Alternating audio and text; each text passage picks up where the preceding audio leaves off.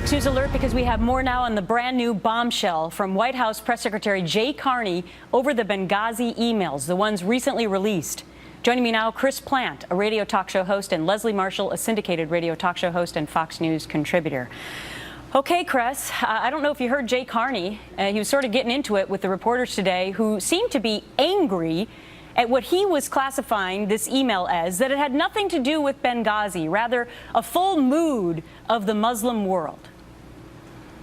Astonishing, isn't it? Breathtaking. The dishonesty is reaching new levels. It would be laughable if it weren't about something so serious. But I think they're desperately clinging to their story because they know that this could be a real problem for not just the Obama administration, but looking forward for the Democrat Party, for Hillary Clinton, who is at the epicenter of this whole thing and has been peddling this story, as you pointed out earlier about the video, even to the families of the dead when their bodies were returning to Andrews Air Force Base. She was peddling this falsehood. Everybody that's been paying attention all along knows that this story has been a cover story, know that it was all about politics and claiming that Al-Qaeda's on the run and we can't allow the world to learn that our embassy compound in Benghazi was overrun by radical Islamic terrorists and they killed our ambassador. So they came up with this phony story. There's been one, quite honestly, lie layered on top of another. The CIA told us this. The CIA didn't tell them that.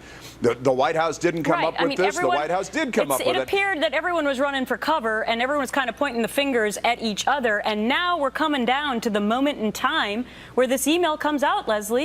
And it's from Ben Rhodes, and he's the communications director. And Jay Carney is CC'd on this email.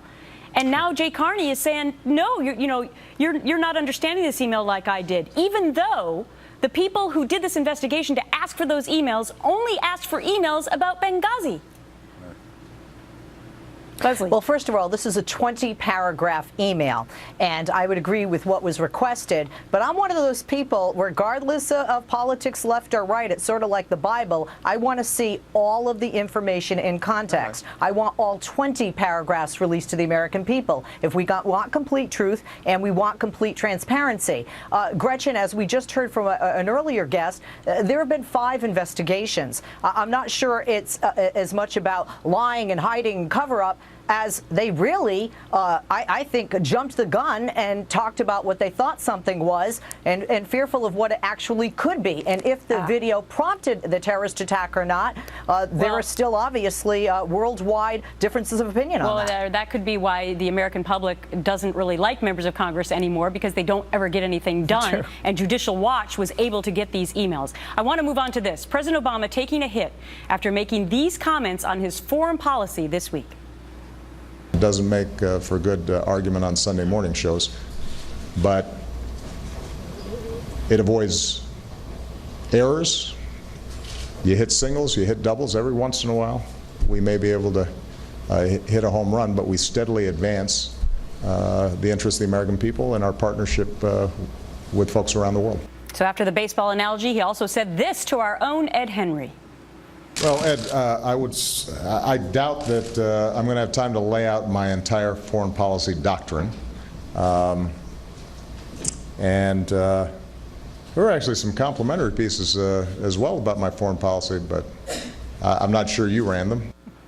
Well, even the New York Times isn't writing complimentary pieces now. Maureen Dowd saying, stop whining, Mr. President, and stop whiffing. An American president should never say every once in a while we may be able to hit a home run, especially now that we have this scary World War III vibe with the Russians. We expect the president, especially one who ran as Babe Ruth, to hit home runs. I don't know. That looks like a strikeout to me, Leslie.